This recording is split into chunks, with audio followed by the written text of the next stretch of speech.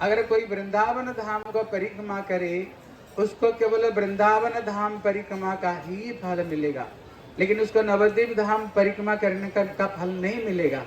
लेकिन अगर कोई श्री नवद्वीप धाम परिक्रमा करे तो जुगपत एक साथ में उसको कहते श्री नवद्वीप धाम का परिक्रमा तो मिल ही जाएगा, उसको साथ साथ में उसको श्री वृंदावन धाम परिक्रमा करने का भी उसको फल प्राप्त हो जाएगा।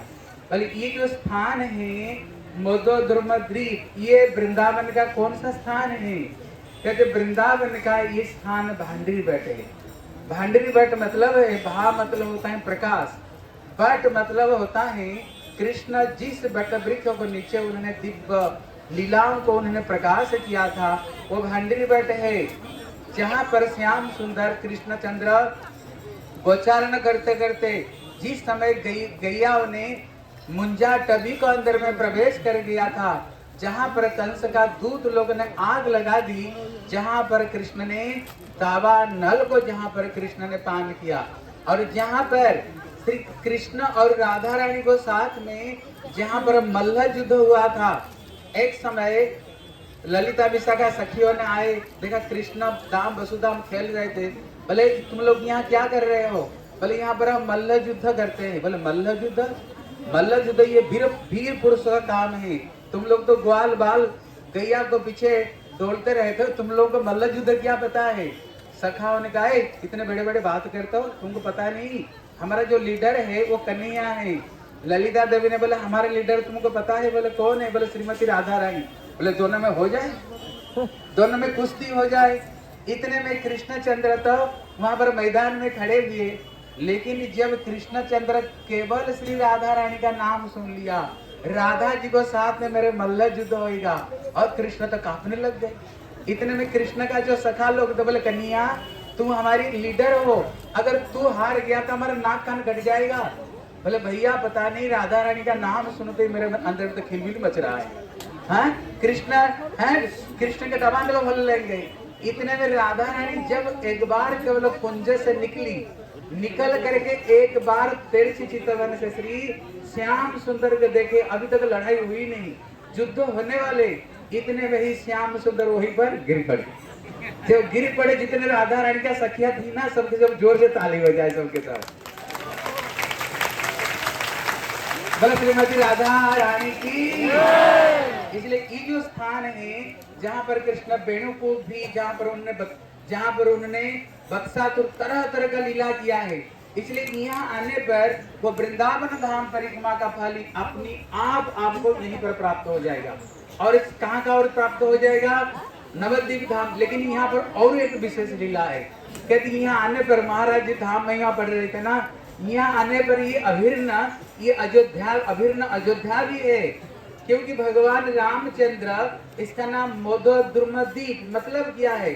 जब भगवान रामचंद्र ने उन्होंने लीला विलास करते करते जब वनवास हो गया था, जब उन्होंने यहीं पर आए, यहाँ पर विशाल एक बट वृक्ष था जिसको पहले राम बट कहा करते थे, अभी वो अंतर्ध्यान हो गए। इसी वृक्षों को नीचे बैठी करके एक दिन भगवान राम बड़े मीठी मीठी मुस्कुरा रहे थे। इतने में सीता देवी थी, बोले प्रभु आप क्यों मुस्कुरा रहे हो? बोले देखो सीते, मैं यहीं पर श्री कलियुग में श्री सचिनंदन गौर हरि बन करके आऊंगा, और बन करके विश्व ब्रह्मांड को कृष्ण नाम रूपी बाढ़ में बहाते हुए निताई गौर प्रेमानंदे हरि बोल, विश्व ब्रह्मांड को कृष्ण प्रेम की बाढ़ में बहाऊंगा। एक दिन ऐसा होगा, विश्व के सारे देश विदेश लोग यहीं पर आकर के हरे कृष्ण कृष्ण कृष्ण हरे हरे, हरे राम राम राम हरे हरे, यहीं पर जन्म लूंगा। लेकिन देखो सीते एक विशेष बात, बोले बताओ? बोले जब मैं श्री सचिनंदन गौरव हरि बन करके आऊंगा, उसी समय तो मेरी पत्नी विष्णुप्रिया भी बन करके आऊंगी।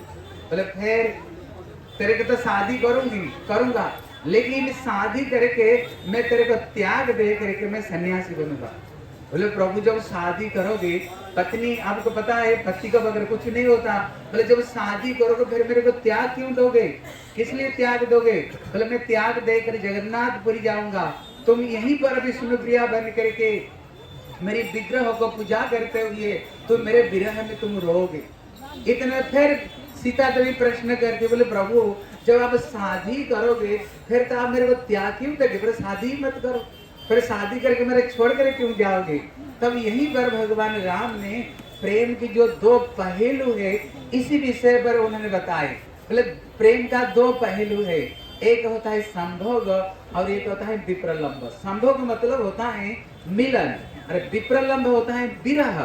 तो देखो सीते जब एक साथ में रहते हैं, पहले कहते ना पत्नी पहले क्या लगती है, चंद्रमुखी। पहले एक चंद्रमा आकाश में और एक चंद्रमा मेरे पास में, वही चंद्रमुखी देखना कुछ दिन बाद में सूर्यमुखी बन जाती है। फिर देखना वही सूर्यमुखी कुछ दिन बाद में क्या बन जाती है, ज्वालामुखी बनकर भड़कती है, हैं? इसलिए कहते क्या होता है जब एक साथ में रहो ना फिर एक दूसरे को दोष देखना शुरू कर देते हैं, लेकिन जब दूर रहते हैं फिर दोष नहीं देखते हैं, उसी भाव में डूब जाते हैं। कहते जो मिलन में क्या होता है केवल आमने सामने मिलते हैं, केवल आमने सामने मिलते हैं, लेकिन विरह में क्या होता है, बोले जहाँ नेत्र पड़े तहाँ कृष्ण स्फुरे, जहाँ नेत्र पड़ता है उधर केवल कृष्ण कृष्ण कृष्ण कृष्ण में दर्शन होता है। इसलिए देखो भगवान की जितने सारे लीला, कृष्ण लीला को देखो, कृष्ण ब्रज में कितना दिन रहे, 10 साढ़े 10 साल तक ही रहे। तो उन्होंने वृंदावन छोड़कर कहाँ चले गए, मथुरा फिर द्वारका चले गए। भगवान राम को भी देखो उन्होंने अयोध्या में कितना दिन रहे, फिर उन्होंने कहते देखो सीते मैं तुमको वाल्मीकि आश्रम में पहुंचा दूंगा और पहुंचा करके तुम वहीं पर मेरे चिंता में डूबे रहोगे और मैं अयोध्या में तुम्हारी स्वर्ण सीता बना करके तेरे विरह में, मैं भी तेरे विरह में झूमती रहूंगी और मैं श्री जगन्नाथपुरी जा करके दिन रात तुम्हारी चिंतन में मैं भी डूब जाऊंगा। क्योंकि जो विरह में क्या होता है, जब उन्होंने देखना भागवत पढ़ करके देखो, जिस समय उद्धव जी को कृष्ण कहाँ पर भेजे, ब्रज में उद्धव जी को भेजे, लेकिन उद्धव जी को जो भेजे, उद्धव तो पहले जाना ही नहीं चाह रहे थे, बोले प्रभु तुमको तो छोड़कर मैं रह नहीं सकता हूँ। कृष्ण क्या बोले, बोले उद्धव 1% केवल मैं यहीं पर हूँ, अगर तुम जब ब्रज में जाओगे ना देखोगे 90% मैं वहीं पर हूँ। सचमुच से जब उद्धव जी ब्रज में गए, जब उन्होंने ब्रज की, उन्होंने कैसे ब्रज गोपियों की विरह, वहाँ लता पताओं की विरह, वहाँ पर श्री राधा रानी की विरह जब उन्होंने देखे और कृष्ण विरह में राधा रानी को जो तड़पते हुए वहाँ पर कहते अनुजल्प विजल्प संजल्प, ये जो प्रेम की जब उन्होंने चीज को देखे है ना, कहते उद्धव तो आश्चर्य में पड़ गए। उद्धव जी कहते हैं भगवान ने मेरे ऊपर में बड़ी कृपा की है, बड़ी कृपा की है। अगर यहाँ पर नहीं भेजते तो मैं तो सोच रहा था कृष्ण कहाँ पर, मथुरा में, लेकिन देखता हूँ कृष्ण मथुरा में है ही नहीं। अगर कृष्ण कहीं हो तो कहाँ पर है, अभी तो कृष्ण संपूर्ण रूप में ब्रज में ही कृष्ण है। इसलिए देखना जो गोपी गीत है वो किस अवस्था में गोपी गीत प्रकट हुए हैं, कृष्ण जब रास से अंतर ध्यान हुए तभी गोपी गीत प्रकट हुई। वेणु गीत को देखो, ब्रज गोपियां ब्रज में बैठ करके कृष्ण विरह में वेणु गीत गा रही है। इसलिए जुगल गीत को देखो और भ्रमर गीत को देखो, जितने सारे गीत है किस अवस्था में गीत है, सबके सब विरह अवस्था में ही गीत है। इसलिए भगवान रामचंद्र सीता को समझाए, देखो सीते ऊपर से तो दिखता है हम अलग हो गए, लेकिन संपूर्ण रूप में अंतर में ही हम मिलन होगा, अंतर से ही मिलन होगा। इसलिए भगवान की जितनी सारे लीला देखो विरह अवस्था में ही वो लीला है। इसलिए गुरुदेव यहाँ आकर के भगवान राम की लीला में इतने गुरुजी आविष्ट हो जाते थे, इतने आविष्ट हो जाते थे। गुरुदेव सुंदर कथा सुनाया करते थे। गुरुदेव कहते थे देखो जिस समय में सीता चली गई कहाँ पर, वाल्मीकि आश्रम पर, वहां पर लवकुश वहां पर जन्म हुए।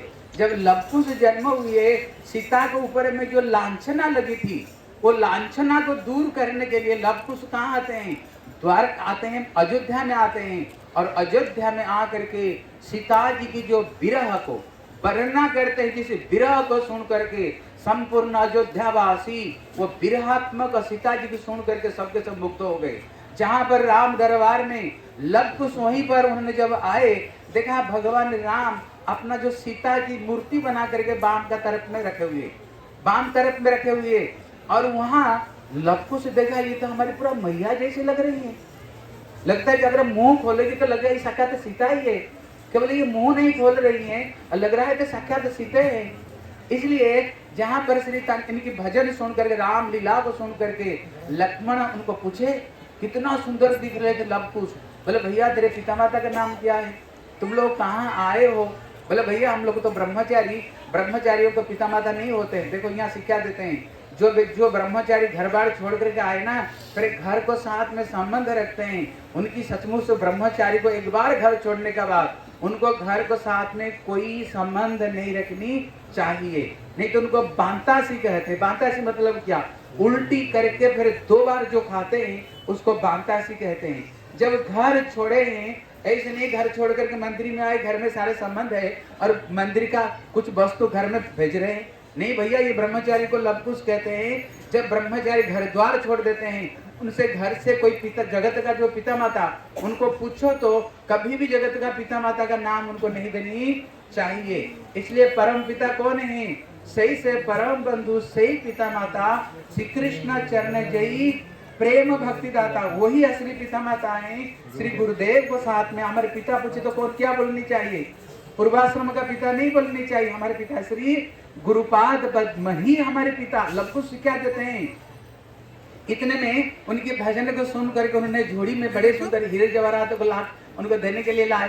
बोले नहीं हम लोगों को जरूरत नहीं, हम आश्रम में, गुरु जी के आश्रम में फल फूल से कोई अभाव नहीं, उसको हम खा लेते हैं।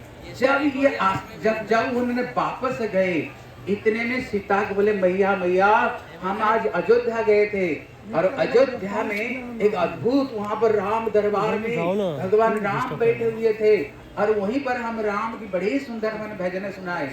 और एक विचित्र बात देखा। बोले क्या देखा, बोले राम अपना बाम पार्श्व में एक सुंदर मैया तुम्हारी जैसे एक तुम्हारी जैसे एक मूर्ति बनी हुई थी, जिसको रात में यज्ञ कर रहे थे। मैया अगर वो बोल पड़ेगी तो ना तुम और उनमें कोई फर्क नहीं, तुम्हारी जैसे वहां पर देखा।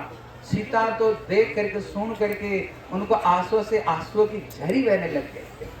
बोले राम मेरे को हृदय से उन्होंने त्याग नहीं किए, हृदय से त्याग नहीं दिया, उनने महारानी सीता को उन्होंने त्याग दी, लेकिन हृदय से मेरे को भगवान राम त्याग नहीं दिए, उन्होंने हृदय से नहीं दिए। इसलिए गुरुदेव रामलीला को सुना करके इतने प्रेम में महाराज जी आंखों से गुरु जी की आंसू बहने लग जाते थे। हम तो इतना बढ़िया सुंदर नहीं सुना पा रहे, गुरु जी यहाँ पर विभोर हो जाते थे।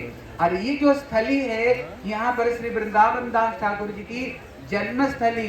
कहती है वृंदावन दास ठाकुर है कौन, बोले वृंदावन दास ठाकुर कहते ना श्री कृष्ण चैतन्य प्रभु जीवे दया करी सपार सदस्यो धाम सहवतरी। भगवान जब आते हैं वो अकेले नहीं आते, संपूर्ण अपना धाम समेत, अपना भक्त समेत आते हैं। जैसे कृष्णावतार में श्री वेद व्यास ने उन्होंने श्रीमद् भागवत ग्रंथ को रचना की, उसी तरह वही कृष्ण जब सचिनंदन गौर हरि बन करके आए, वही वेद व्यास ही महाप्रभु की लीला में श्री वृंदावन दास ठाकुर बन करके आए।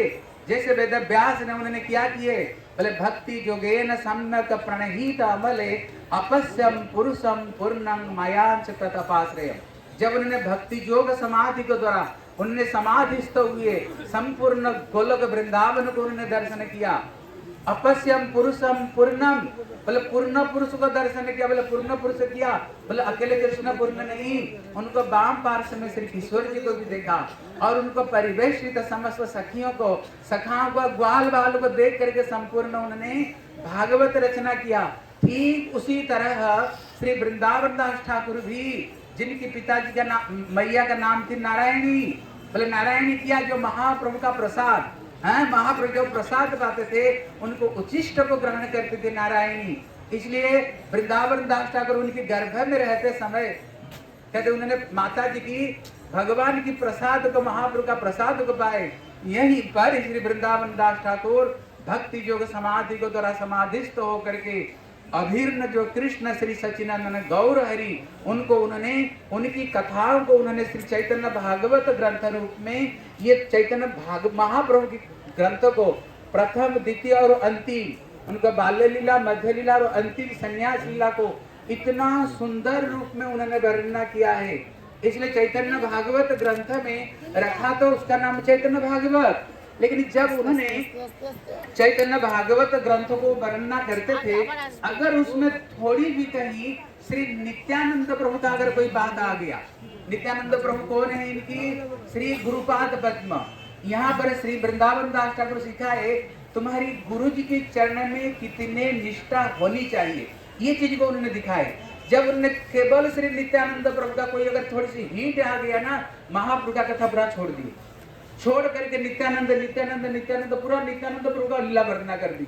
बाद में जा करके बोले भैया ग्रंथ का नाम ही चैतन्य भागवत है, जिसमें महाप्रभु की कथा होनी चाहिए, लेकिन तो महाप्रभु कथा उन्होंने छोड़ दिया, नित्यानंद प्रभु का कथा बोलना शुरू कर दिया। फिर उन्होंने श्री महाप्रभु कथा बोलना शुरू करते हैं। शिक्षा देते हैं गुरु जी के चरण में शिष्य का कितना निष्ठा होनी चाहिए। इसलिए आप लोग को सुनेंगे, महाराज लोग बोलेंगे सारंग मुरारी कथा, कैसे शिष्य की चरित्र कैसे होनी चाहिए। ऐसे नहीं, गुरु अगर कोई बात बोले भैया ये काम करो, बोले गुरु जी हमको ये पसंद नहीं है, हम दूसरे जगह पर जाना चाहते हैं, हमको ये चीज पसंद नहीं। भैया तुम गुरु बना ना, तुम शिष्य हो गया, तुम शिष्य ना तुम गुरु हो। इसलिए कलियुग में ना गुरु बना शिष्य बना बड़ा कठिन है, और गुरु बना भी बड़ा कठिन है। ये लोग बड़े सुंदर सुंदर कथा सुनाएंगे। इसलिए यहाँ पर भगवान की बड़ी सुंदर सुंदर लीला हुई। अभी वैष्णव लोग आप लोगों को यहाँ की सुंदर सुंदर कथाओं को सुनाएंगे। हम लोग बड़े भाग्यवान हैं जो गुरु वैष्णव के अनुगत्य में श्री नवद्वीप धाम परिक्रमा करते करते यहाँ स्थान पर आए। इसलिए गुरु वर्ग से हम प्रार्थना करो। कल हम बोल रहे थे ना, अगली बार जब आओगे गुरुदेव कहते थे कम से कम 10 लोगों को लेकर आना। कितने लोगों को लेकर आओगे? जोर से बोलो, कौन कौन लेकर आएगा? हाथ उठाओ तो कौन लेकर आएगा? हाँ, इसलिए मैं नवद्वीप में हल्ला क्या हो रहा है पता है? कहते श्री केशव जी गौड़िया मठ में 1 लाख लोग आए हैं। कितना लोग आए हैं? कल गाड़ी में जा रहा बोले केशव जी गौड़िया मठ में 1 लाख लोग यहाँ पर आए। इसलिए कहते रिकॉर्ड तोड़ दिया है। इसलिए हम लोग बड़े सौभाग्यवान जो गुरु जी के आत्मगत्य में श्री नवद्वीप धाम परिक्रमा करने के लिए आए। ये जो स्थली है चिंतामणि है, ये स्थली में आने पर अपने आप गौरव प्रेम प्रकट होता है, गौरव प्रेम प्रकट होता है। इसलिए गुरु वर्ग हम सबको पर आशीर्वाद करे। एक दिन गुरु वैष्णव का आत्मगत्य में ठाकुर जी ने सेवा भी करेंगे।